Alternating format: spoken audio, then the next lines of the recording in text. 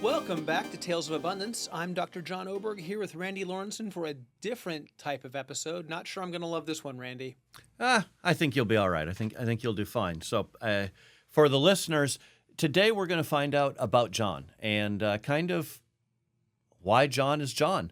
I mentioned on a previous episode that our introductory episode that when I first met John, he said he wanted to change 1 billion lives, and that doesn't just happen. So I want to find out, how did John become that person with that great goal and wanting to create, change 1 billion lives? That's for the better, right? Which is his own version of Positively impact 1 billion Yes. lives. Yeah, not just impact 1 billion lives, Right. but positively impact. yeah, positively impact, which is certainly bringing abundance into the world. So let's start, and we have a framework that we've talked about. Yeah. Kind of life in in decades. Yeah. So 0 to 10, let's talk about what were the big stepping stones, the impactful things that happened to you in the early part of your life. I think that, for me, the big memories that had amazing impact weren't all positive in the moment when I tell the story, but I look back now and I'm grateful for the experiences. But so my mom and biological father divorced when I was young, and my mom got remarried to my stepdad, David, who I consider my dad.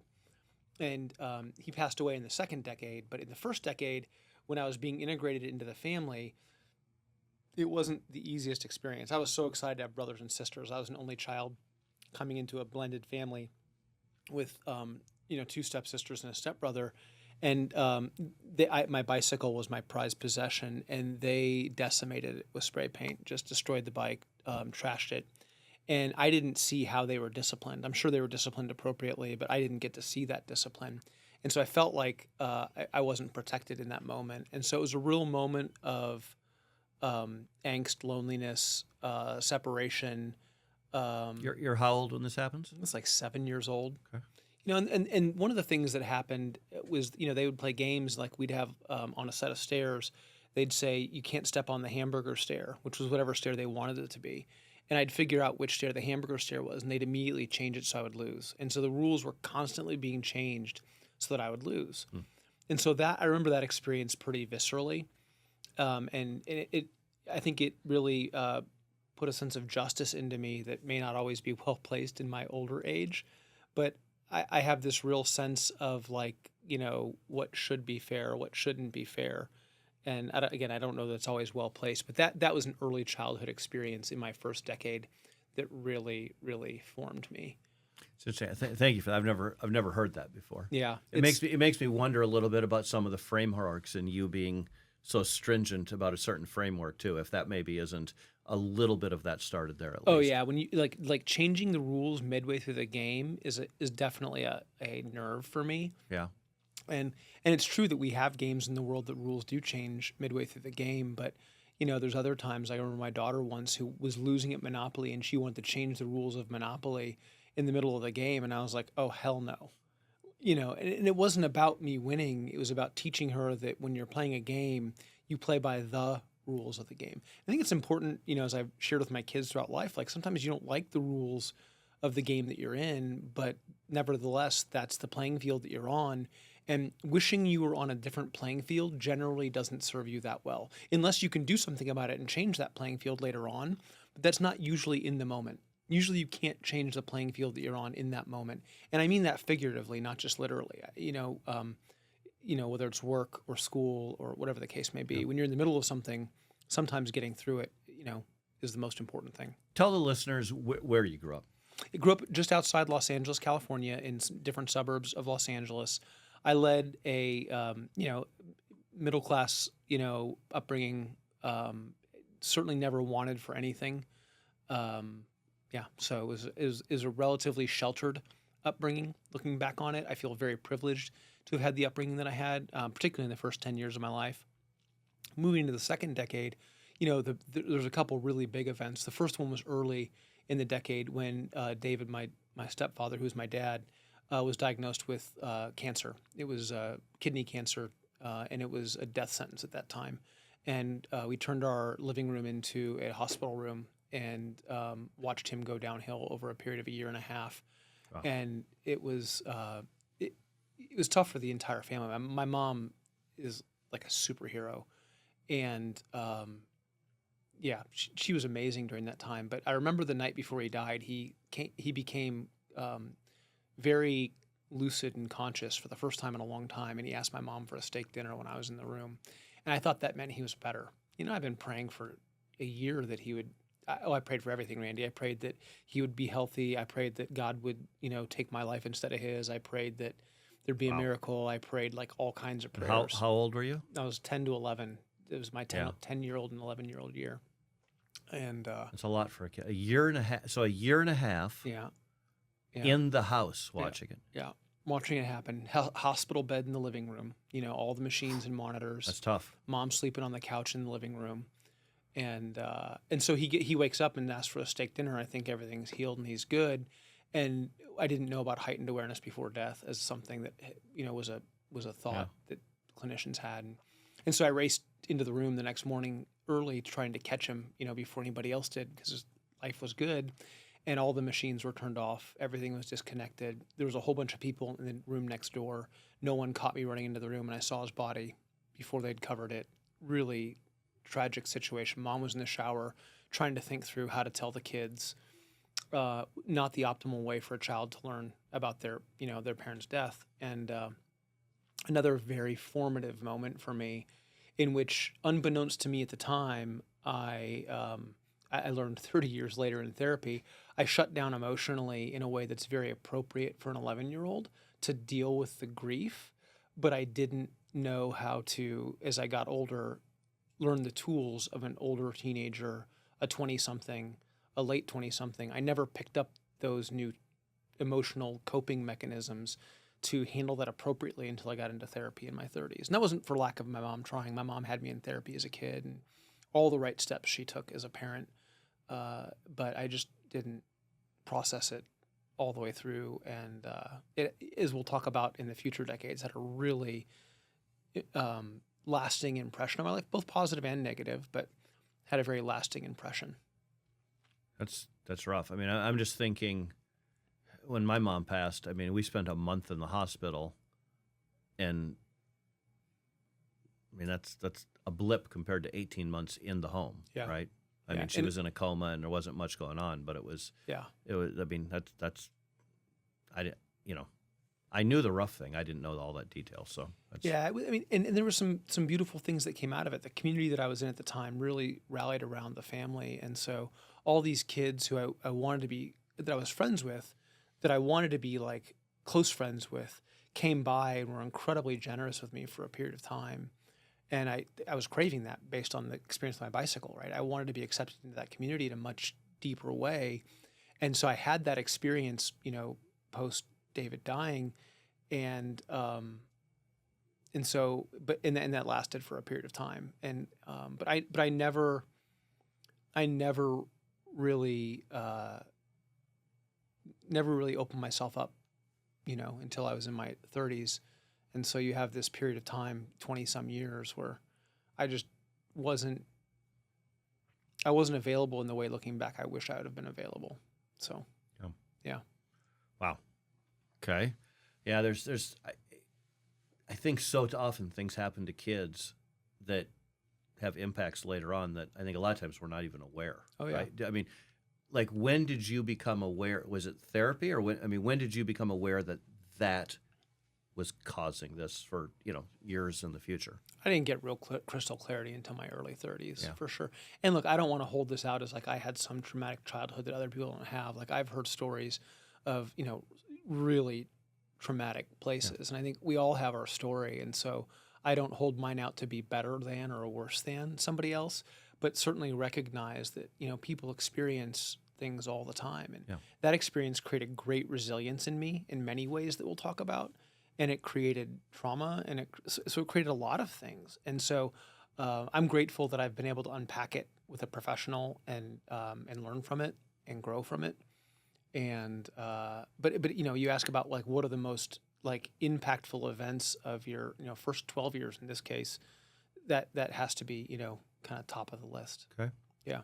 Well, let's 12 to 20? Anything for the rest of that decade, or? Yeah, I think there was a couple of big things that happened in that place. From 12 to 20, I really got involved in sports. And for people that know me, they know that I got really serious about soccer and water polo and swimming by extension. And I was an All-American high school athlete. And I was recruited to play at a couple of colleges. And when I say recruited to play, I was recruited as the water boy. Like I wasn't big enough, fast enough, strong enough to, play. Like I was playing with really, really great players. And so I was graciously put into the team picture. But I was not a Division I athlete in that way. But I got to hang out with them and be a part of that crew in college. And so what I learned about myself playing water polo was I learned how to win. I learned how to be a part of a team. We played in a small high school where I think we had we called them CIF championships, equivalent to a state championships, in my junior and senior years of high school. And I think we had 9 All-American certificates across 3 years of a 3-year period between the 2 years of high school that I had in the next year. And it was the coach, right? The coach did a fantastic job of putting a team together, of focusing on conditioning, the mental game, and working as a unit, as a team. And so I have a deep amount of respect for what Jerry did, for all the players, for how he invested in all of the kids. And then I talked to some of those people I played with as adults. Matt Cherry, kind of principal among them, and the level of respect that I hold for those people it would be hard to overstate the respect I have for what we went through as a group, and how much I was formed in that period more than I knew at the time.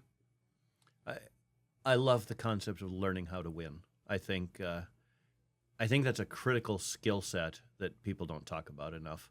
I've got sons in college, and I know that's a conversation I had with one of them that, we went to a high school that was so-so, right? And even his freshman year playing football, like going to a program that wins all the time. Yeah. I think there was a great lesson there, so I can see that. I mean, let's dig into that a little bit more. I mean, you mentioned some of it, but what else? What are your big takeaways there? When you say learned how to win, what did you really learn?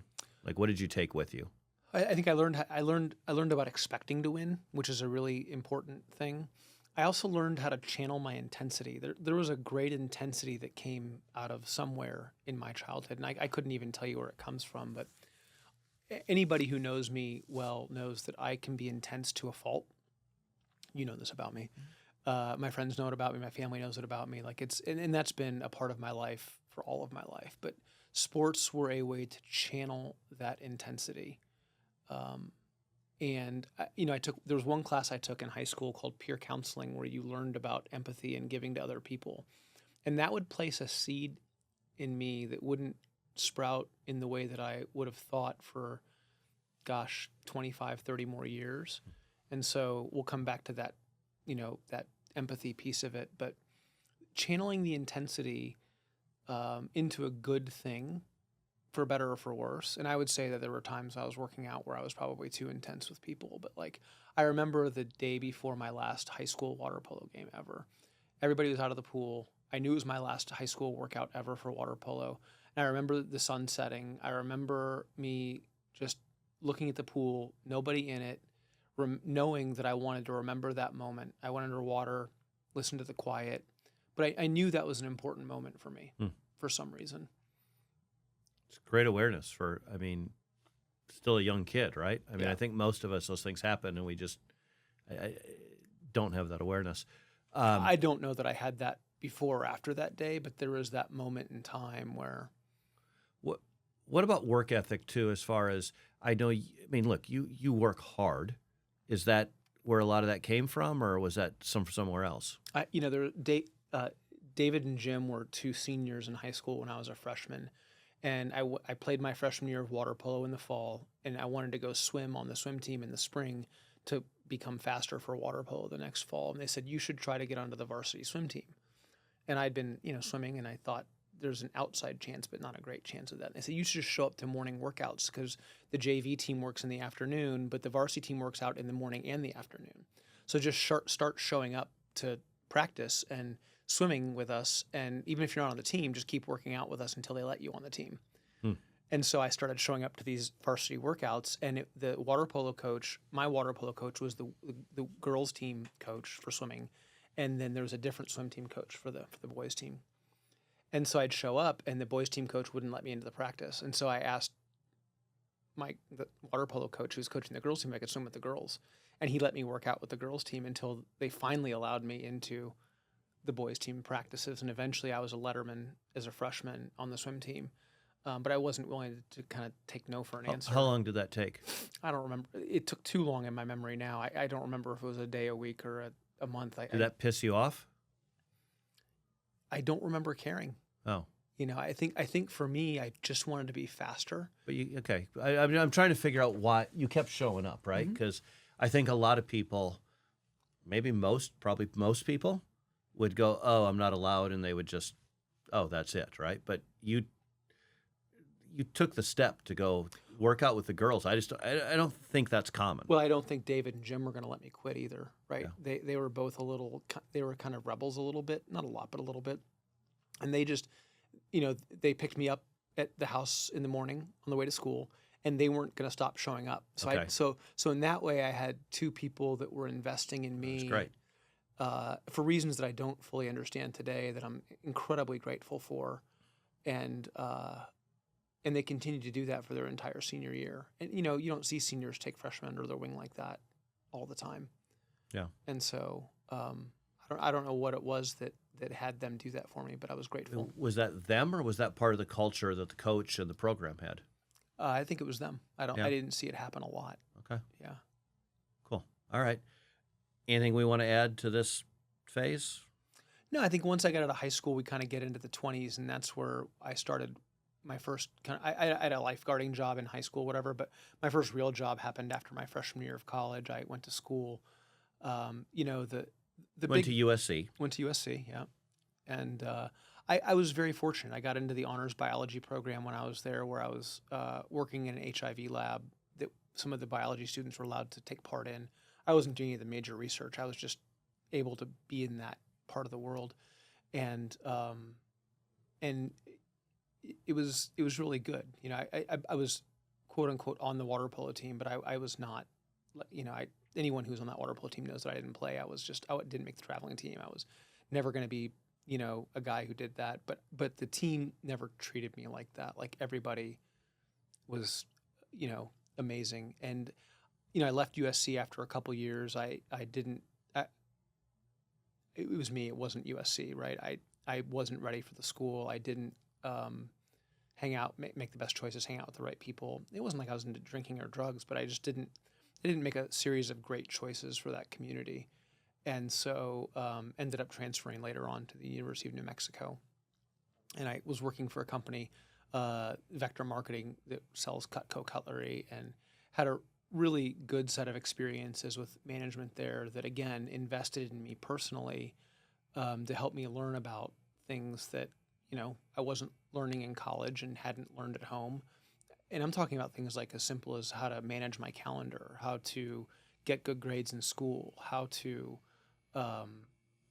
invest for my own future in terms of time, energy, and money, how to balance my checkbook, skills and that wasn't just me being taught, by the way. That was a development program that was available to anybody in the organization. And I got a chance to work with PJ Potter and Amar DeVay, who are two lifelong friends and mentors, Scott Dennis, along the way. That was, again, people that I'm infinitely grateful I crossed paths with, that invested in me. Unbeknownst to me, some of those people ended up in that fatherhood place in my life. And that was subconscious. They certainly didn't know it. I certainly didn't know it, and may not have been the most healthy choice in the world, but that's a part of how I filled that bucket in an unhealthy way. And I was with that company for 11 years, did really well, was inducted into their corporate hall of fame, was given a lot of opportunities, a number of promotions. I think by most people's account, very successful in that organization. Definitely. And so, I really enjoyed that period of my life. But the downside of that was I did work very hard. I was working, many, many 100-hour weeks. And that wasn't about the company. That was about me coping with a life that I didn't know how to cope with because I still I hadn't fully processed everything that had happened. And so in that process, I got married and divorced. And so when you work 100 hours a week, there's not a room for healthy other relationships in the way there can or should be. And I think that if you talk to that person, they would say that I wasn't available in the way that would have been the most healthy for a marriage. And so, and certainly, it takes two parties and all that stuff. But I had kids at that point. I'm blessed to say I've got a great relationship with the mother of my children. And so I feel very lucky to have that, post-divorce. So, Okay. How do you think that's impacted you moving forward? That time with Vector, clearly the kids, the ex-wife.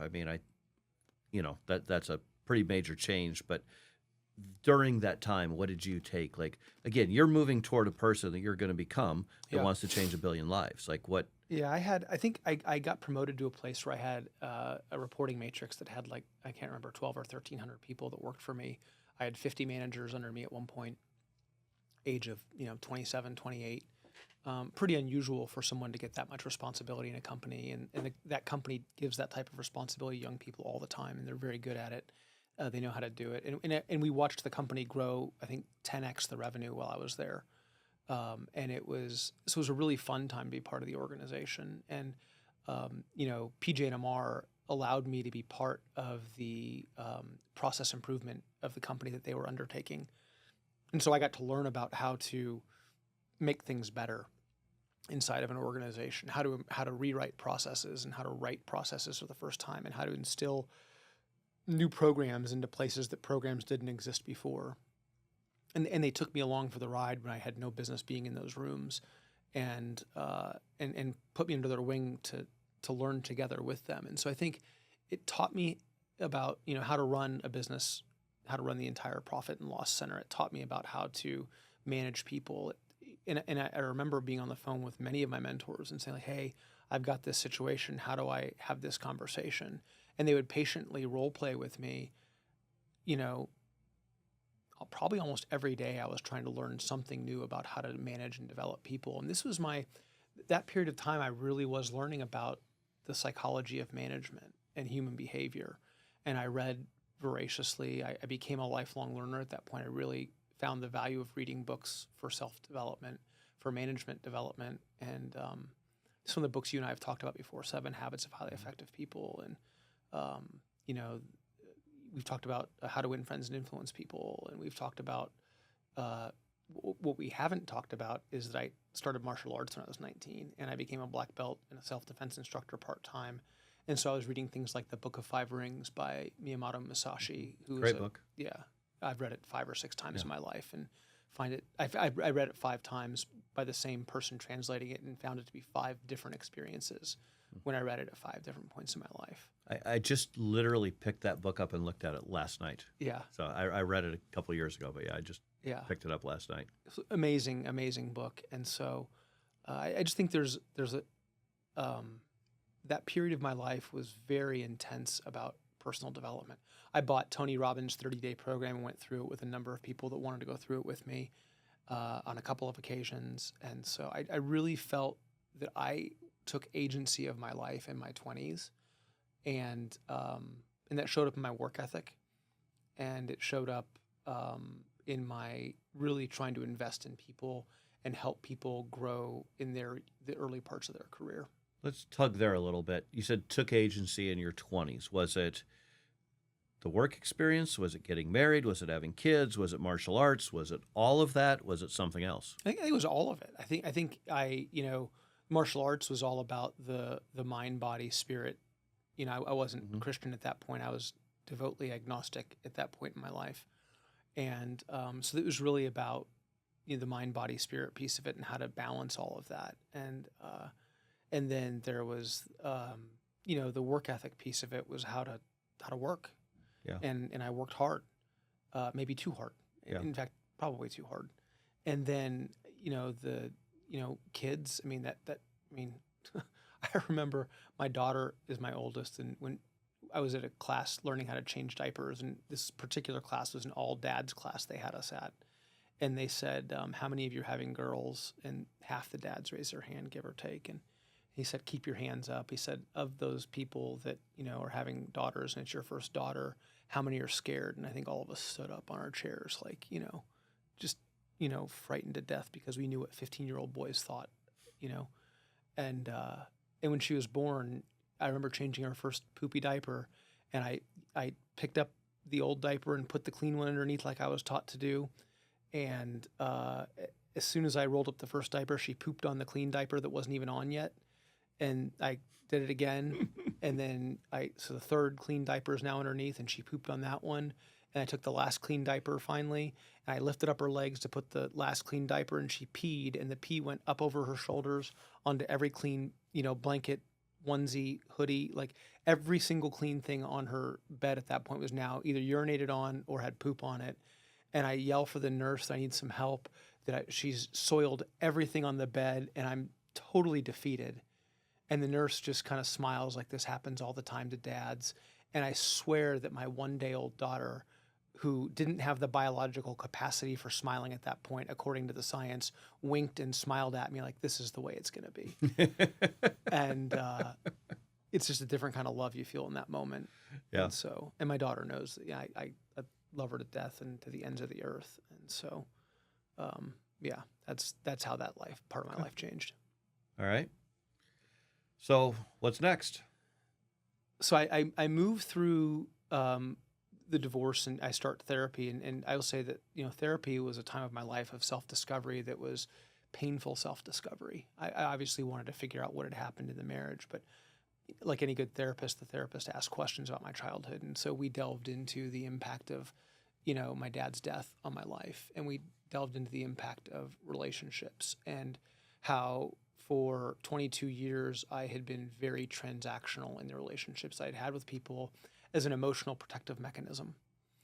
And that was painful to admit to myself, very difficult to deal with.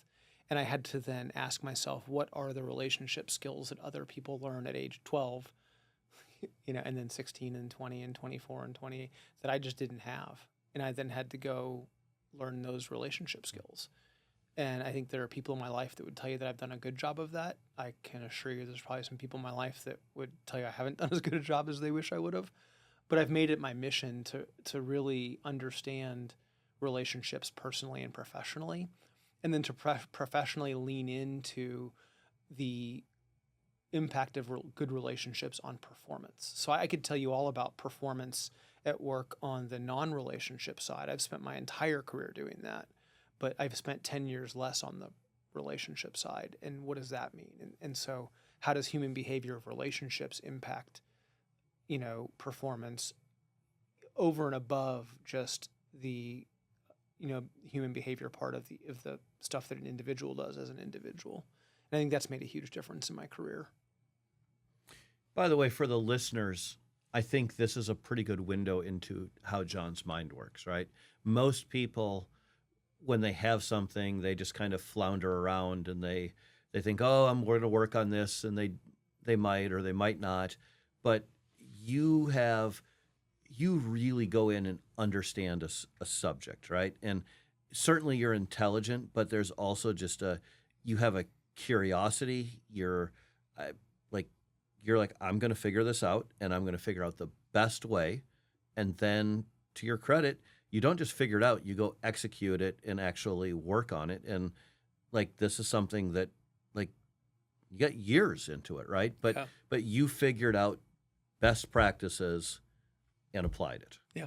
So it's kind of an aside, but for people listening that don't know John as well as I do, that is it's very different than how the average person addresses a challenge. Yeah. So. I want to learn, and I think there was a time that I felt like I had to be the best at something. And then there was another time, later in my life where I recognized I'm not going to be the best at everything I want to be the best at. That I'm 5'10" and can't shoot a basketball to save my life. And so if I wanted to be the starting center of the Los Angeles Lakers, I'm a foot too short and I don't shoot a basketball well. I could solve the shoot a basketball problem. I can't solve you need 14 more inches of height to get that done. And so I came, and that I don't ever want to take away from the narrative in the world where people say you can do anything you put your mind to, because I think that's a great sentiment broadly with limitations. Yeah. And so I want to be really candid with myself about my strengths and my weaknesses. And I want to understand the playing field that I'm on very clearly. And then I can make whatever decisions I want to make. Perhaps I want to optimize for one thing or I want to optimize for another. I don't optimize for winning board games all the time. Sometimes I optimize for having fun with friends. And a couple of my really competitive friends can't understand that for the life of them. But for me, it's like my optimizing of that time is for enjoyment of the people in the room at the moment, and that's winning to me. Yeah. Like I have a different scoreboard. Not to say that I'm going to say that I won Monopoly that day if I didn't, but I'm not going to get torqued over it in some cases. Other times I get pissed and I just want to win the game, and I'll do whatever it takes. And when I get into that mode, I don't know how fun I am to be around. I don't know how fun any of us are to be around when we're that way. Yeah.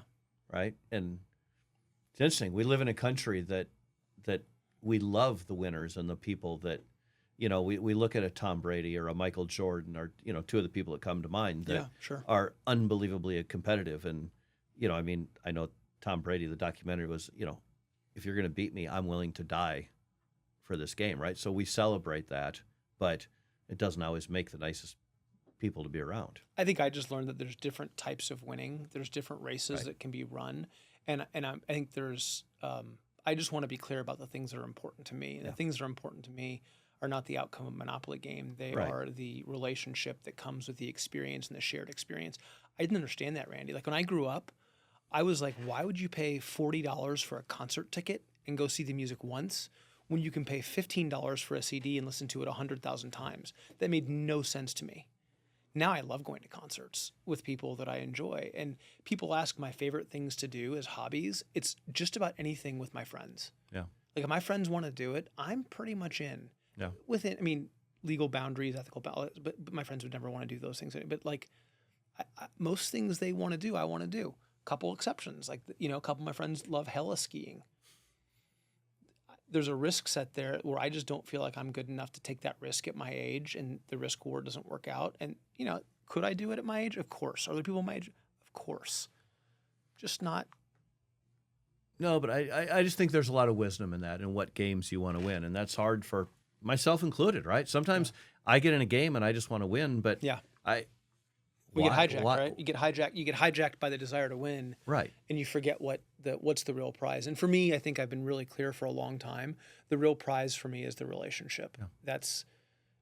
That's the thing that brings me a ton of joy, is to watch people have healthy, appropriate relationships. And that could mean a parent-child relationship or a romantic relationship or a friendship, or But I've been very fortunate to have made some great friends around that time when I learned this, that we've now traveled the world together as single guys, now as family members. Now our families travel the world together, and we've had some amazing, amazing experiences. And those are that's what it's about for me on the relationship front. Faith aside, which is the number one most important thing to me, relationships would be a close second. A lot of wisdom there. Yeah. A lot of wisdom there. Well, a lot of scar tissue around that therapy. I'll tell you, it was expensive. And I don't just mean expensive financially. I'm talking emotionally. Like, I feel like I kind of opened myself up to the therapist, and he was amazing. Like the patience, the wisdom, the relentlessness with which he wouldn't let me back away from the mirror that I asked him to hold up. Like that's a gift that I hope to be able to give back to some people as a retirement job. Like when I retire, I aspire to be licensed to be able to do that part-time to help give back to society what I was given as a gift in my 30s. Yeah. Fantastic. Well, what came next? So I think my 30s were about unpacking a lot of that. And during that time, I had a lot of career experiences where I went from, getting an MBA where I studied management of technology as one of my concentrations, and then I studied policy and planning for the other. And then I went out and with a couple other people wrote the patents for credit card processing on a mobile device years before the smartphones came out. And we wrote the provisional patents for it and didn't have the money to protect it. And by we, I mean me, I flew the company into the ground. And we didn't have the patents to walk away with it. And then, years later, the iPhone comes out and all this technology starts processing, credit cards on a mobile phone without using hardware. And that could have been life-changing economics for the group that did that. But we learned the lesson. That was the tuition we had to pay for those lessons. Yeah. Yeah. Do you look? I mean, you and I have talked about. I've had things where great riches have kind of slipped away. I mean, do you ever think, maybe it's for the best, or maybe it's, maybe I'm in a better place because of it? Do you ever think that? I thought that a lot before I had my kind of dramatic conversion to Catholicism, which happened in my 30s, and I'll talk about that in a minute. So yeah, the short answer is yes, I did. Yeah. And now I don't. Yeah. Now the way that I view it is that the money, the things, none of it's mine. I'm a steward of it for the time that I'm here on earth. I didn't come onto earth with it. I'm not leaving earth with it. No. And so none of it's mine anyway. And so I have a much healthy, there was a time before therapy that I thought money provided security. And look, there's no doubt that money provides things people need. And there's no doubt that it provides some of our, Maslowian hierarchy of needs, physical safety, food, shelter, clothing. No doubt money provides those things. But money in and of itself doesn't provide security. And all you have to do is talk to people who have a ton of money and ask them, and every one of them will tell you that money didn't give them the things emotionally they had hoped or thought that it would. Doesn't mean you don't have to work hard for it. Doesn't mean people don't need it. It doesn't mean any of those things. And when I didn't have money, it was like, and I heard those things, I was like, yeah, well, you've got all of it. But now I understand. It's like, oh, okay. What you were saying was there's a balance to be had. You're searching, you're searching for an answer that can't be found there. Money fills the money hole. Faith fills the faith hole. Fitness fills the fitness hole. But you can't fill fitness with money. You can't fit, know. So. Yeah, I think you'd agree with this, that having enough money is important, right? Yeah, sure. That life's easier if you can pay your mortgage. Absolutely. You can put food on the table. If you can have a mortgage. Some people have rent, right? Yeah, right. Absolutely. And then at a certain point, it just becomes how big of a mortgage? That's right. Are we having hamburger or are we having ribeye? There was a time I thought I wanted to have a lot more than I want today. And my wants have tamped down quite a bit in my life. I want less because I'm chasing time, right? Yeah. And I think there was a time in my life where I was trading my time for money. And I think now I trade my money for time. Yeah. And I think a lot of people go through that arc in their career. One of my sons is 19 right now, and I think he should be in a place where he's trading time for money. I think that there's a season where that's appropriate for people. And then I hope that he makes the appropriate transition at some point in his life where he trades his money back for time. Okay. Yeah. All right. Well, let's move to the next chapter. Yeah. So the next chapter is mid-30s. It's 2007. I'm 33 years old at the time, driving down a highway in the middle of an ice storm. And I end up, the car ahead of me spins, and I have to make a choice between hitting that driver broadside in the door at some too fast speed on black ice or trying to maneuver around him. And so I try to maneuver around him, and I find out that the side of the road has black ice on it as well, and I end up taking my Toyota 4Runner over a 50-foot wall and straight down. And in that moment, really, really important, they say that time stands still, and it really did. And I hadn't prayed since I was 11. And so my prayer was, God, if you really exist, not that I do believe it because you didn't answer my prayers before, but if you're real, let me survive so I can raise my kids. I just want to, and I had 2 kids at the time. I have 3 now. And how old are you? 33. 33. So 22 years. Yeah. Between praying. Yeah. And that was it. It was like, God, and I'd gone to church a couple times in college. I had, but never was ever serious about my faith. So you grew up going to church all the time? No, on and off. But you were, so going back to when David is laying in the bed, you were praying, and I mean, that was that's some deep, heavy shit for a 10, 11-year-old kid. And you lost faith, and in that moment, when there's nothing else to grab onto, what do you grab onto? Yeah.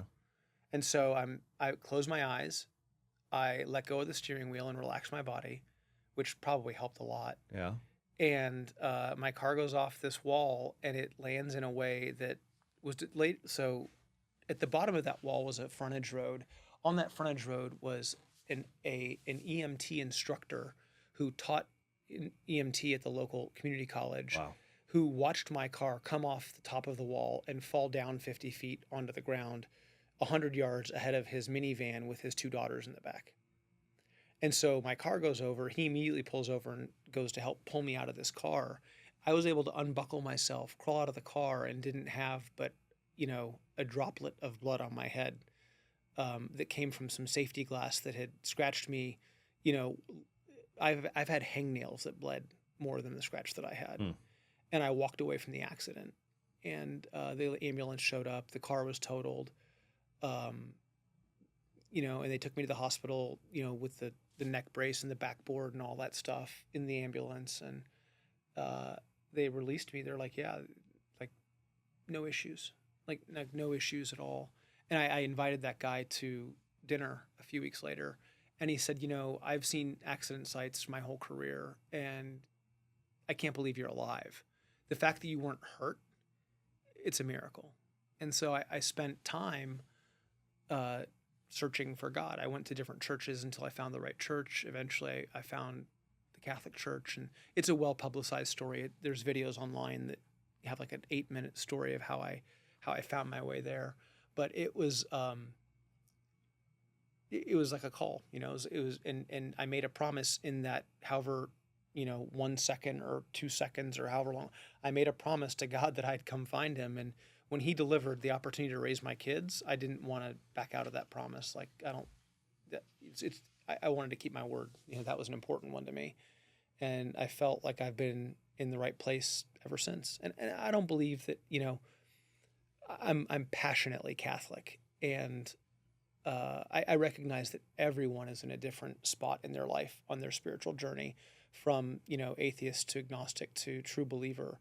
And the way that I've been called to evangelize and help make disciples in the world is through action, not through words. So I'll use words to talk to you about it here right now, but my hope is that my friends, my family, they don't hear the words, they see the actions. The people that are around me, they see the what's happening more than they hear the words.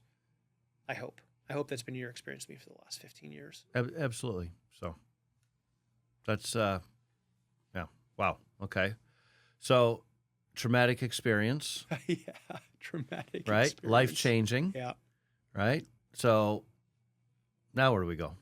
At that point, I'm working for a small private equity firm called a search fund, helping to turn around a manufacturing company, which happened successfully. And then I go back and start working for a boutique consulting firm while I'm raising the kids, as a single dad for part of this. And I have a great experience with this boutique consulting firm, really learning a lot more about human psychology and change management. And human behavior becomes a real focus for me professionally and personally both. And so I spend time with, in different capacities, a couple hundred companies over a 9.5-year period, and have, again, a period of intense learning personally and professionally.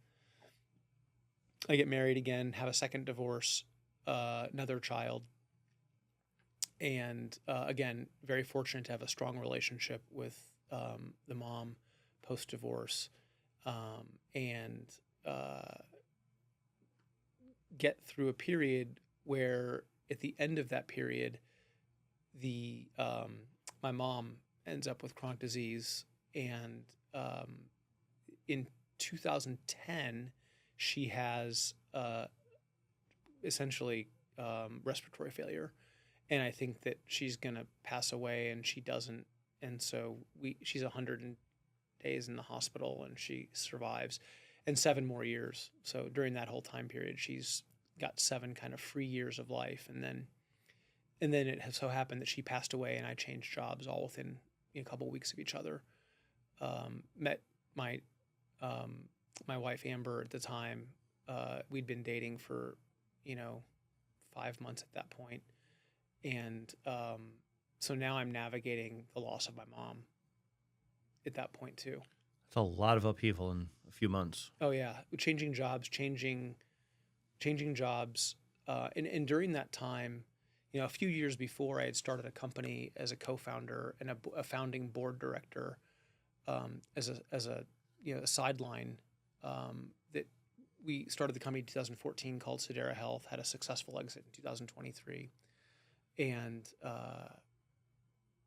in 2017, I then started my consulting firm and started making investments in companies and consulting with companies. And then in 2020, as you know, I went back to get a doctorate at USC, and really that was more about human behavior, right? So I come full circle. Amber and I are married. My mother-in-law has a diabetic event, ends up in the hospital unnecessarily. Like, it could have been solved with good medical care, and I get really angry. And so I find out there's this program at USC, and I apply to the program, and I get accepted to go get my doctorate. And the pandemic hits, and I focus on running my consulting practice and getting a doctorate at the same time. And in the process, we find protocols to wipe out type 2 diabetes. We have 50 patients who are type 2 diabetes in our pilot study, 49 of whom get their diabetes under control within 12 weeks, one of whom has a very exotic thing happening that needs a very special specialist. So there was nothing we were going to do with these protocols to help. They would have had to go to a specialist regardless.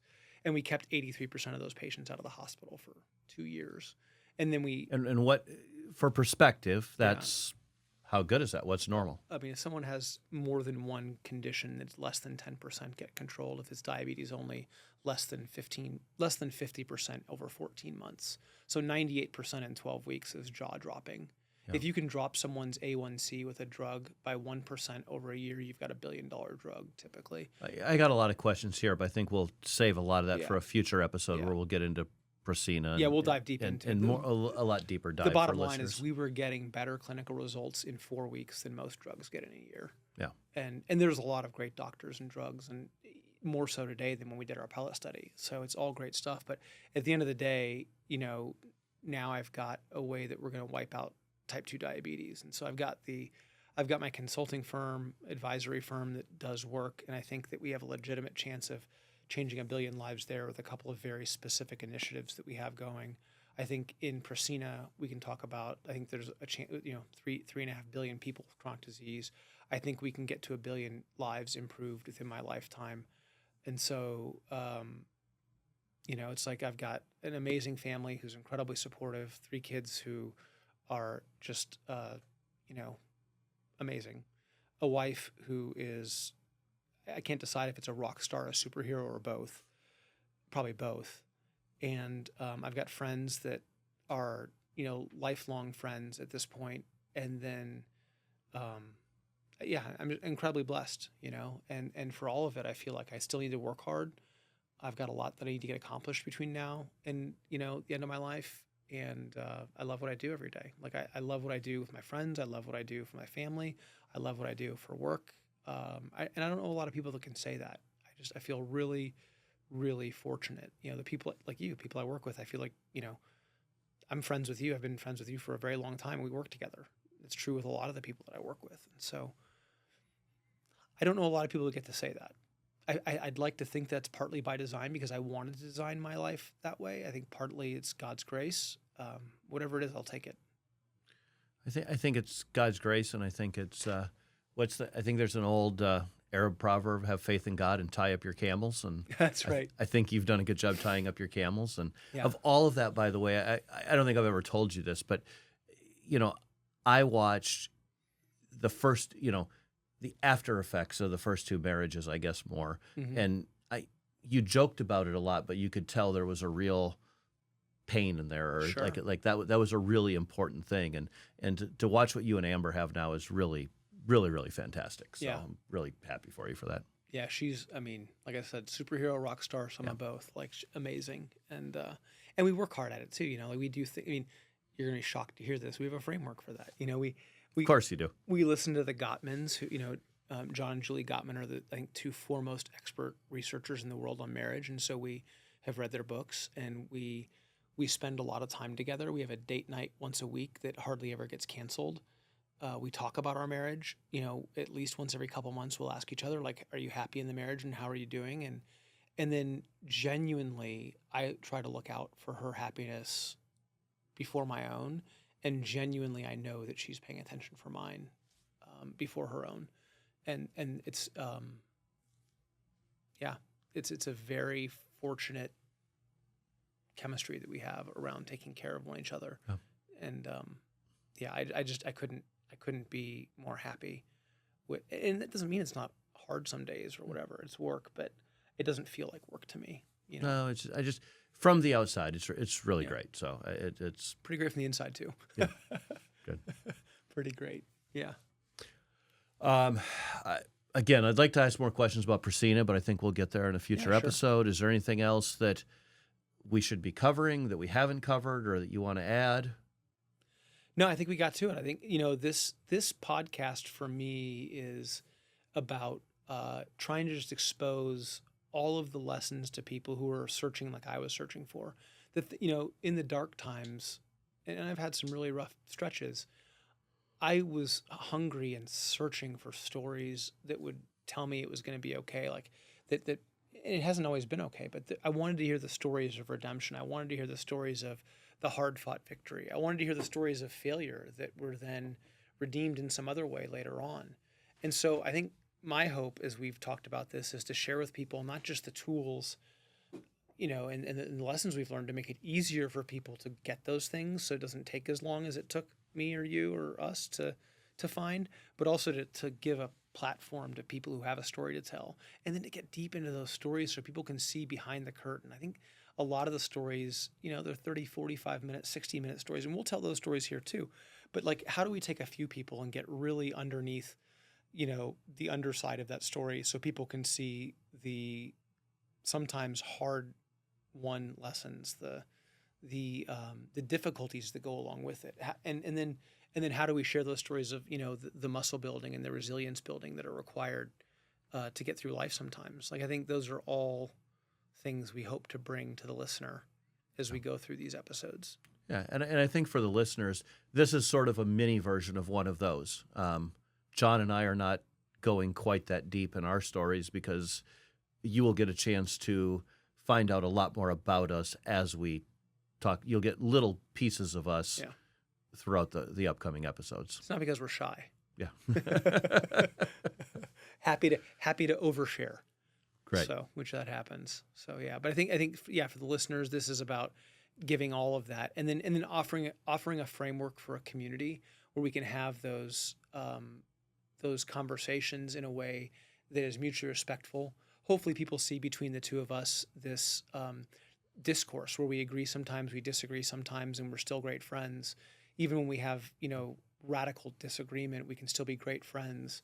And hopefully bringing more of that into the world. And we can model that in a way that is functional most days, probably dysfunctional some days, and raw and real every day. I think that's what this is about as we go through Tales of Abundance. A phrase that I've stolen from you over the years that I love is having honest conversations. Yeah. Right? And I think the world needs more of that. But why don't you, before we wrap this up, another theme with, over the 15 years, you've talked about community, and that being important. I think maybe that's a good thing to end on. Do you want to just kind of give your thoughts on community and why it's important as we wrap this up? Yeah, I think we all need community, and we need community at different levels. We need broad community with lots of, relationships that are probably more shallow. And then we need a few relationships that are more deep. And then we need some, medium relationships that have some of both of that. And so I think what we'll offer to people is a glimpse into what those deep relationships look like, and then what those, more distant relationships look like, and how to make them all, relationally valuable, not necessarily monetarily valuable. I don't believe in that, but I had a great conversation this morning, in fact, with someone who was a mentor to me 15 years ago. And I wanted to make an introduction for him because I think he belongs in this conversation. And he said, well, what can I do for you? And I said, that's such a great question. I really appreciate it. I don't know there's anything you can do for me right now. I feel like I'm giving back. He's like, well, I want to be able to know that I'm helping you. I was like, well, I know. And I will have no problem asking you, but for today, I'm just here to help you. It was like this arm wrestling a match about who could help who more. Yeah. And I really appreciate that. But I don't need that. Like, I'm happy to help somebody, even if they don't have a way of helping me, because so many people have helped me along the way that I couldn't help. And so I think that's so hopefully we can provide just a model of what's happening in that, and we can share our stories. Yeah. Sometimes that'll be stories that you and I have. Sometimes it'll be stories with our guests. Sometimes guests we know well. Sometimes guests we don't know well. But this will be a place people can come and engage in those conversations. And then maybe we can find a way to engage the listener. Maybe there's, I don't know what the right answer is. Maybe there's a way for us to engage the listener over time where they can draw into that relationship here and get some of that. And we can kind of work through destroying isolation and loneliness in the world as some problems. Yeah. Well, and I look forward to welcoming our listeners into this community, focused on abundance and helping them in whatever way we can on their journey toward abundance.